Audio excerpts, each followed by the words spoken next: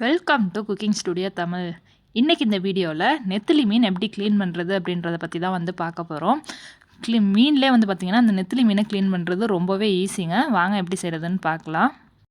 மீனில் ஃபஸ்ட்டு தலையை வந்து ஒரு சிசரை யூஸ் பண்ணி கட் பண்ணிக்கலாம். கட் பண்ணுறதுக்குமே ரொம்பவே வந்து பார்த்திங்கன்னா ஈஸியாக தான் இருக்கும், கஷ்டமாலாம் இருக்காது. அதுக்கப்புறமா மேல் பக்கம் இந்த மாதிரி ஒரு துடுப்பு மாதிரி ஒன்று இருக்கும், அதையும் கட் பண்ணி விட்ருங்க.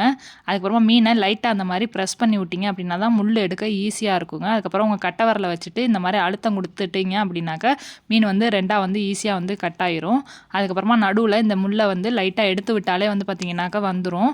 இந்த மாதிரி நம்ம க்ளீன் பண்ணும்போது குட்டி பசங்களாம் சாப்பிட்றதுக்கு ஈஸியாக இருக்கும். அதுக்காக தான் நடுவில் கொஞ்சமாக வேஸ்ட்டெல்லாம் இருக்கும், அதையுமே சேர்த்து எடுத்துகிட்டு இந்த மாதிரி வாஷ் பண்ணிவிட்டு ஒரு பவுலில் வந்து சேர்த்துக்கலாம். அது மாதிரி எல்லாத்தையுமே வந்து எடுத்துட்டேங்க. அதுக்கப்புறமா கல் உப்பு கொஞ்சம் மஞ்சத்தூளையும் சேர்த்துட்டு நல்லா வந்து பார்த்திங்கன்னா இந்த மாதிரி பிசைஞ்சு விட்டு நல்லா தேய்ச்சி கழுவிக்கோங்க.